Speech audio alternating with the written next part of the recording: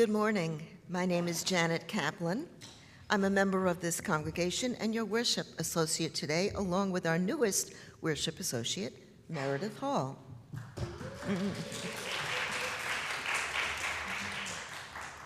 On behalf of Reverend Dave Dunn, UUMAN member and current treasurer Seth Pratt, who will deliver today's message, by the way, as well as intern minister Liz Martin, director of religious exploration Lexi T. Brown, our music director Alex Peach, we're glad he's back, and the greeters and technical team that are making today's live stream possible. I would like to welcome you to the Unitarian Universalist Metro Atlanta North congregation, which we lovingly call UUMAN. UUMAN is a liberal faith community with the mission to nurture our spirit, strive for justice, and transform the world. No matter who you are, who you love, or where you are on your spiritual journey, all are welcome here. For any visitors who are here with us for the first time, if you're comfortable doing so, would you please stand and tell us your name and where you're from so that we can get to know you better? Is there anybody new on my left here? She says, I'm new. Anyone on our right? Any new visitors on our right? They're all down at the Pride Parade, right? Okay. I have several announcements here. If you are new to UUMAN and want to know more about us, if so, please attend the UU 101 information session, which will be offered during second hour next week, October 19th. Happy Pride Weekend. It is not too late to join the UU Watch Party at St. Mark's United Methodist Church today at 12 p.m. Look for Michelle Liegert-Gazelle. There she is. No King's March, just in case you haven't had enough marches, no King's Marches are happening across the country next Saturday, October 18th. Find one near you and attend with friends while it's still legal to protest. A group from UUMAN will ride MARTA from the North Spring Station at 9 a.m. to attend the Atlanta No Kings event. See the social justice email update sent on Tuesday, October 7th for more information, or email socialjustice@uman.org. We have more information. If you are unable to protest on the streets, you can practice economic resistance by not shopping on Saturday the 18th. Our strength is in our wallets too. To celebrate Autumn Fest, we will be bringing back a dress-up week. Next Sunday, October 19th, channel your magical self and dress up as a witch or a wizard. For Autumn Fest on October 26th, wear your funniest, scariest, cutest, or group costume for the costume contest. Please consult your printed order of worship to see our second hour adult enrichment offerings for today. And now, let us greet one another with the hand of friendship. And you all know what to do there.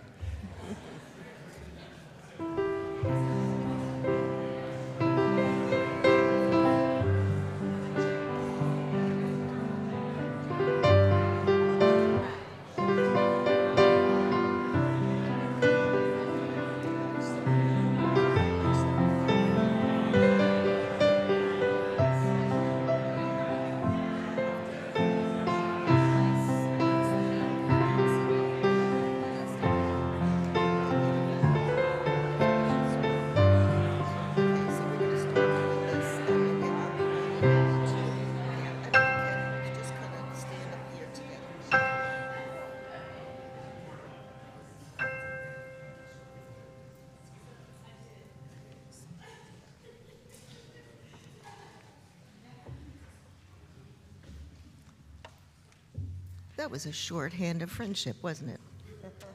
Okay. It seemed short to us.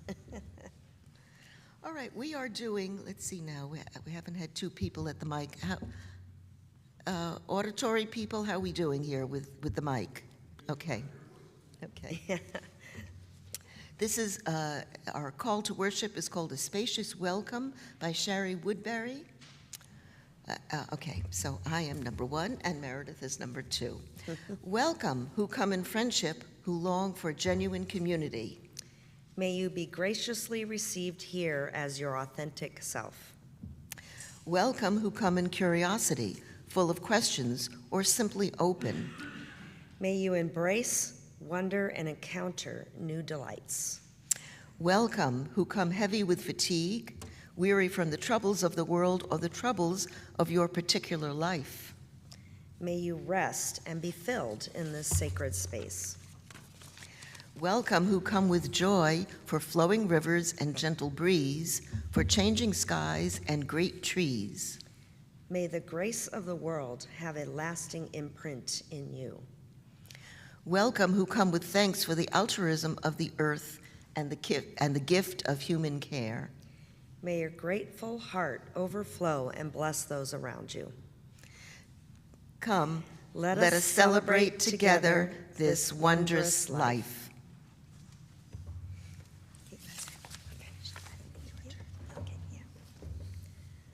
Okay, now for the chalice lighting, I'll be reading "It is Good to Be Together" by Allison Wohler. And now, let us light our chalice together. With thankful hearts, we have come together this morning to celebrate the bounty of the day, to bask in the warmth of this community, to share with friends the tides of our lives, to entertain perennially our hopes for a better future. We join together this morning, as always, to resist injustice and inequality wherever they may be found. Our hearts are touched by the human need we feel around us, whether far away or within reach of our hand. We come here to be together because this is how we believe our lives are best lived: in questioning and in conversation, in compassion and in service, in gratitude and in joy, in companionship and in love. It is good to be together with you this morning. All right, and now, as you are able, would you please stand and sing our opening hymn, number 170, in the hardback hymnal, "We Are a Gentle, Angry People."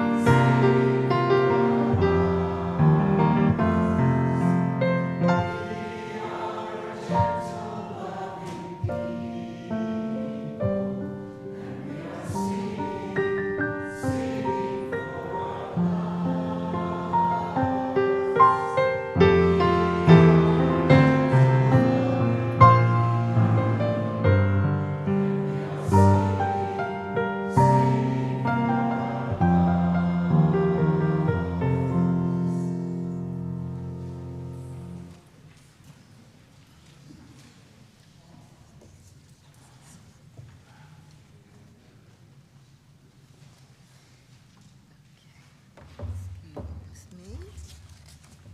All right. At this point in our service, we share our joys with each other to magnify them, and our sorrows to divide the weight of pain. If you are so moved, please feel free to come forward, state your name, and drop a pebble in the bowl, and express a joy or sorrow that you may have. For those of you attending our live stream, if you have a joy or sorrow that you would like to share this morning, please type it in the chat.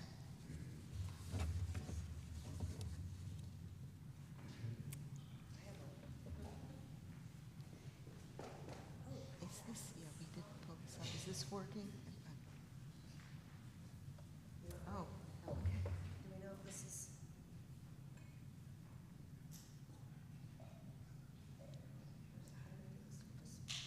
Tap it. It's just sounds like it's working. Sounds like it's on. Is it? Hello? Oh, okay. Well, I have a joy, and it's also kind of a promotion, but I belong to the Michael O'Neill Singers. We are an auditioned community choir, and we will be singing this afternoon a Broadway-themed show, and it's designed to be full of light and joy and just kind of give us all a respite and break from all the stuff that's going on around us. And there'll also be the Tyrone Jackson Trio playing with us. So I know a lot of people went to Pride, and maybe some of you have other things in the afternoon, but would love to see some friendly faces. We are at 3 p.m. at Roswell United Methodist Church, and it brings me joy to sing and to see my friends as well. So if anybody would like to come, that would be great. Thank you. Oh, and I didn't do this.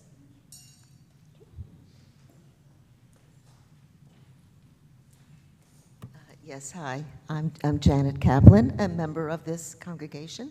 This is too high for any of us here.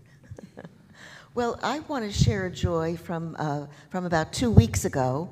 I met with my sister. I am in my mid-70s. She is in her upper 70s, and we met in Nashville. Now she came flying in from the West Coast, and there we go, and just basically wanted to see the South.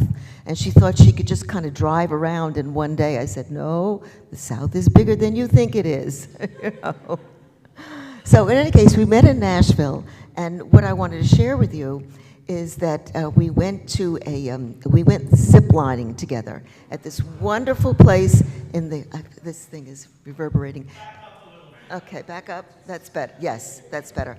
It was Venture West Nashville, something like that. It was about an hour west of Nashville in these beautiful, hilly area, and it was such a joy. And the biggest joy is that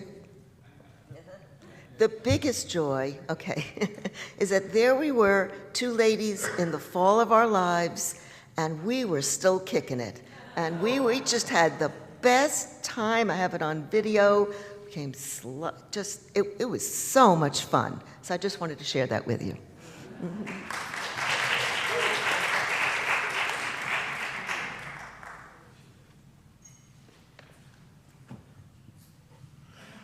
Good morning. My name is Richard Bomba, and I have a joy, a big one. 2 weeks ago, I went to the mountain to do our retreat with the Gay Spirit Vision Group over, 88 guys were there. And they had workshops and different things to try to make you better accept yourself and better understand what being gay is all about, because some of us who are closeted really don't have a clue. So I learned a lot, and the thing that I brought back from the mountain that was so transformative for me was one, acceptance is that there are all kinds of gay people. I don't have to fit into a box. Number one, that was really important to me. And then two, that it's about love. And I went through the workshop, and I said, well, I'm really struggling in Roswell. I feel like I'm a dinosaur, you know, and that there aren't any other gay people around. And three of the men went, I'm from Roswell, you know, and I went, oh my God, really? Where are you hiding, you know? And then I went, well, I need to move to Midtown to be part of a larger social group, so I have to sell my house and I have to leave UUMAN. And they went, are you nuts? You have a loving congregation that you get to enjoy twice a week, on Wednesdays and Sundays. Are you nuts? You don't want to come to Midtown. Believe me, many of these men lived in Midtown and Grant Park and these wonderful bungalows, and they went, Many gay people are leaving Midtown and Grant Park, trying to find homes like you have up in Roswell, where you've got a little room to spread out. And so it's just kind of like, oh, duh. And so I just wanted to share that joy that I'm not going anywhere. And, and that I love Alex Peach and what I'm doing here musically. And I just want to take a breath. Thank you as a congregation for accepting me, for loving me, and thank you.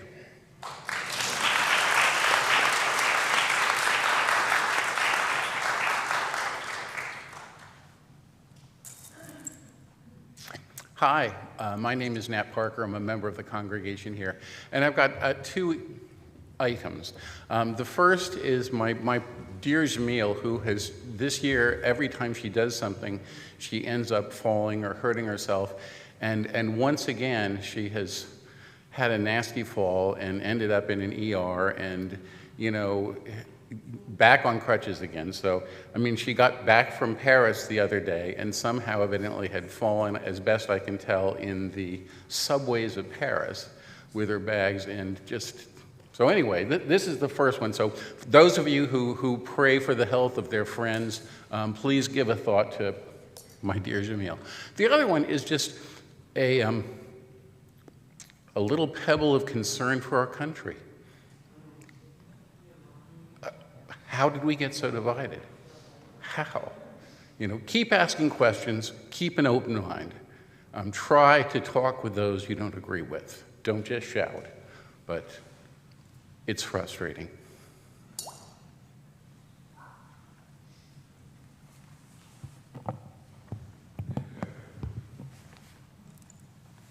Hi, my name is Nash, and I have a sorrow that I got bit by a dog yesterday at my friend's house.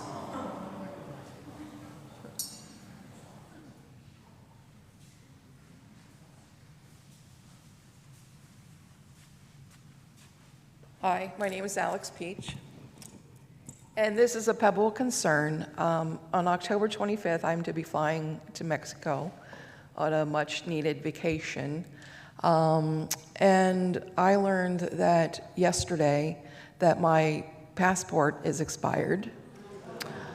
So I had to fill out all these forms and call this agency, and I have an appointment on Wednesday at 7:15 in the morning to hopefully expedite and be able to get my passport to get out of the country. So it just, some great energy around that would be really much appreciated. Thank you.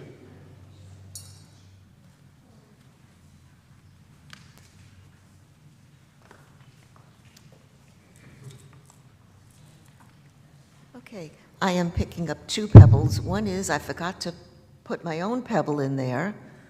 There we go. And the other is the one final pebble for all those joys and sorrows still too tender to escape the folds of our hearts. Let us keep one another in our thoughts for the coming week. Oh! You knew that was going to happen, right?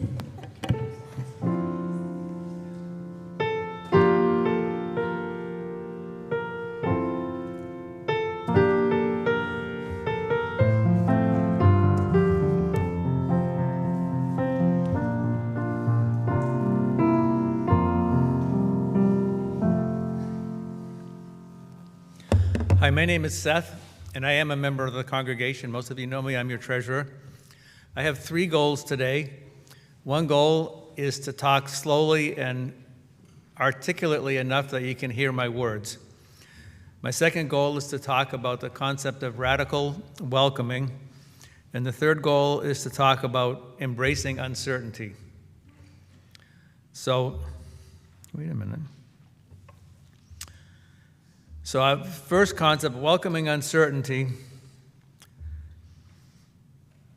So when I was a teenager, my parents used to always talk about having an open mind, and I never could understand how you could have an open mind and still have your own beliefs, because if you have your own beliefs, some people are right and some people are wrong. Could never figure that out. But then when I was 19, I was playing in a rock and roll band, and I lived in Maine, but I had some friends in Boston. I invited some of my friends up from Boston. They were actual hippies, probably high on acid or something, and totally way out of my comfort zone and way, way, way out of my parents' comfort zone, but they stayed with us in our house for a couple of days. And I got to see how my parents could welcome these people and be pleasant to them and everything and still maintain that this was not their lifestyle. So that was an eye-opener to me.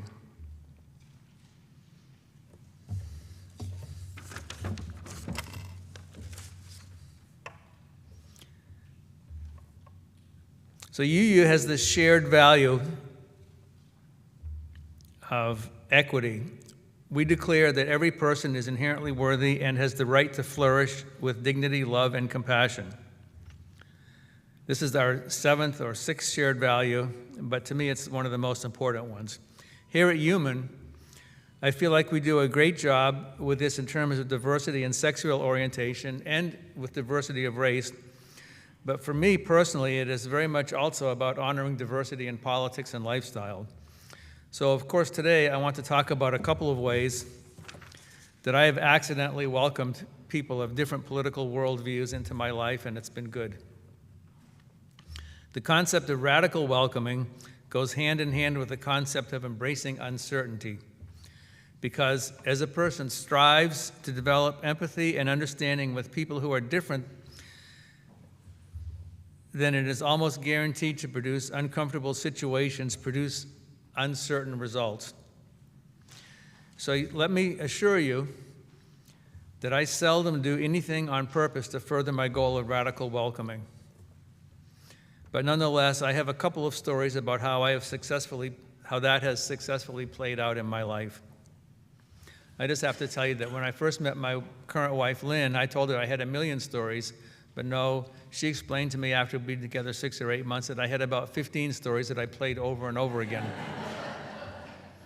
So the story is that in 2013, Lynn and I moved to New Orleans because she'd been offered a very nice position at Tulane University. As it happened, and some stories have chapters, we're skipping this chapter, but as it happened, that resulted in my retirement. I think most of you know that I'm a big sailor and that we have our own sailboat. But in New Orleans, Lynn was working more than full-time, and I didn't know anybody yet, so I didn't have anyone to sail with. To be sure, there was a fair amount of sailboat racing, and there was a couple of yacht clubs, but also to be sure, sailboat racing and yacht clubs are not how I like to enjoy sailing.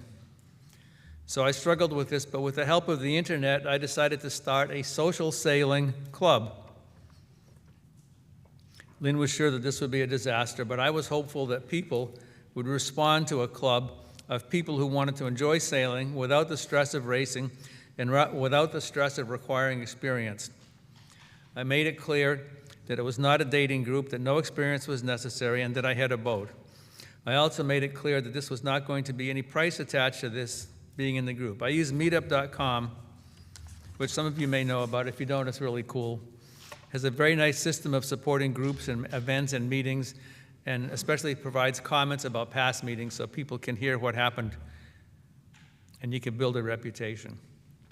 My vision was that the world was full of sailors who did not need to race, but who still enjoyed sailing and already had boats who would just flood to my events. However, not so much.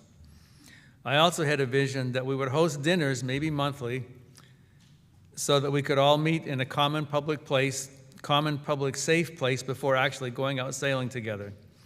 So Lynn let me host my first dinner at a local restaurant. We had about 12 strangers show up. It was amazing. It was a huge success. In fact, today, it's been about 12 years, I'm still friends with 4 or 5 of those original people. So you may ask about the diversity in that original group. Not so much yet.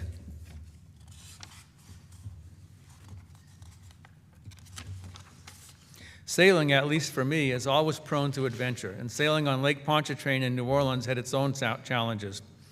So taking strangers sailing was a project filled with uncertainty and real risk. However, I was desperate for friends and desperate for sailing partners, and I now know that the best way to learn to handle uncertainty is to experience it. For several reasons, I was unable to enforce the rule that you had to meet for dinner before we could go sail. This meant that people would show up for my sails who I had never met or had in any way validated. This worked out at first because, as it happened, everyone who showed up in the beginning were already sailors. But over time, things changed. This is where radical welcoming kicked in, accidentally.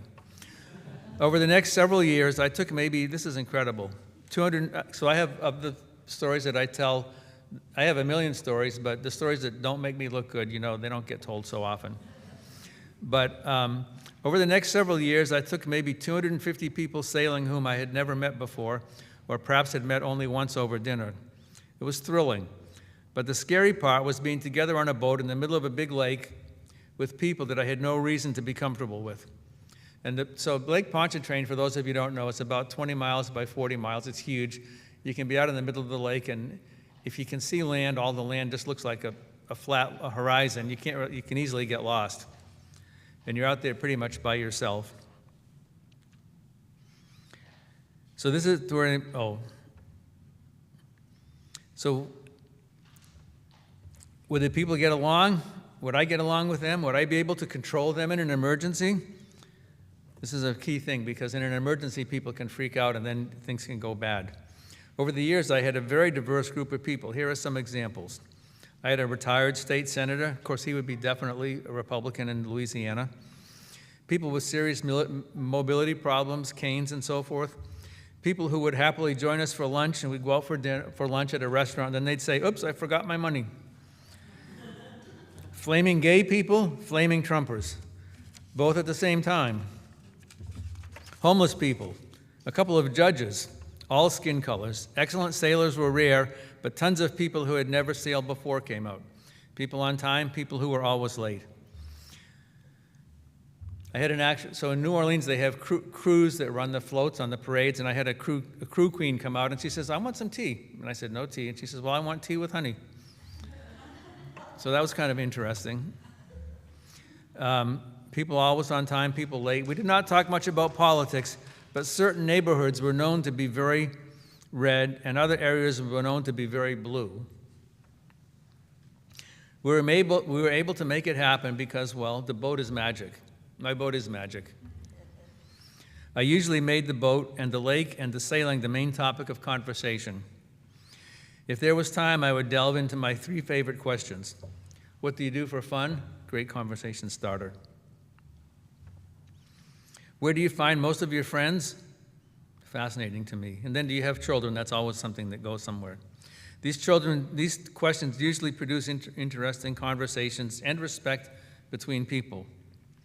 The uncertainty part was learning to be comfortable when the adventures unfolded, hoping and believing that as a team we could figure it out. Here are a few of the adventures. Going out and then get caught in a thick fog, so thick that you couldn't see 100 feet. I had 3 or 4 instances of engine trouble where in a couple cases we'd get towed in a couple cases we could fix it, and in one case I had to pull in at a dock and spend the night and figure out a way for the people to get home. Sailing was and continues to be a means of finding common ground with people who do not necessarily think exactly like me. Sometimes it's hard, and sometimes there's not much empathy possible, but I believe it is important to try. This gets to one of my 3 questions. Where do you usually find most of your friends? Because here at UUMAN, we love it here. We're comfortable. People are like-minded, mostly. It's very embracing. But I believe that while I like and can relate to all of you, I feel like a fuller and healthier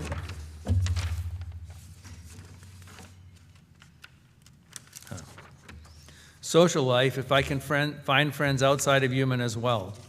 And I believe that our faith has so much to offer the world, that the world is a better place if I, and in fact, we all participate fully in the world. I have heard Christians say that they want to be in the world but not of the world, and I like that concept a lot.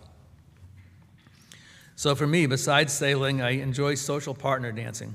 Up here in north of Atlanta, this always involves socializing with people of various political leanings. However, like sailing, we can talk about the music, or again, my three favorite questions, and we can build respect and empathy around dance skills and styles and music styles. It doesn't have to be all about the politics. And by the way, building relationships and empathy outside UUMAN is usually very difficult, but I absolutely believe that we are called to do that. That's my story. Thank you for listening.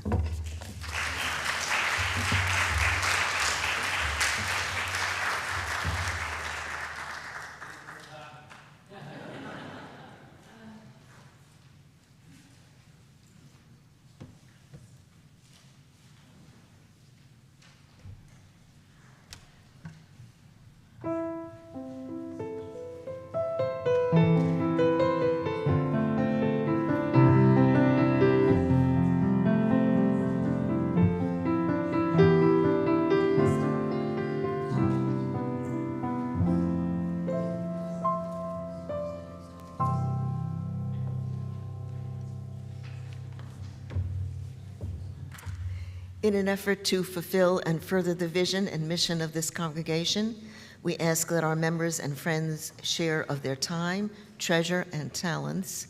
With this, we are already taking the offering. You may also use the Give Now option in the Breeze app.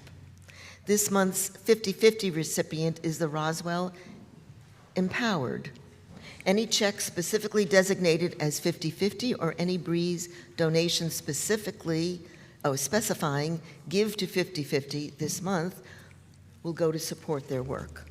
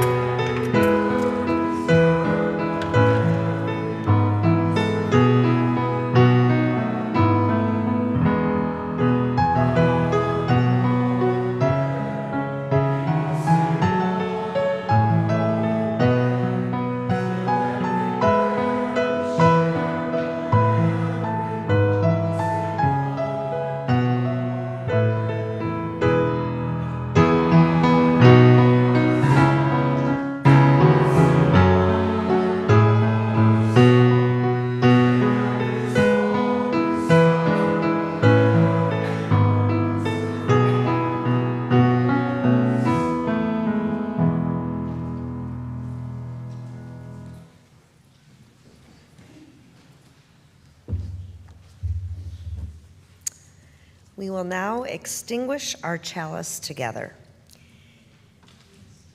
We extinguish this flame, but not the light of truth, the warmth of community, or the fire of commitment.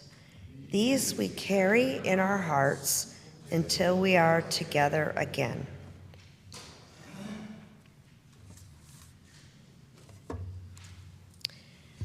Go forth in simplicity. Find and walk the path that leads to compassion and wisdom, that leads to happiness, peace, and ease. Welcome the stranger and open your heart to a world in need of healing. Be courageous before the forces of hate. Hold and embody a vision of the common good that serves the needs of all people. Go in peace and enjoy your week.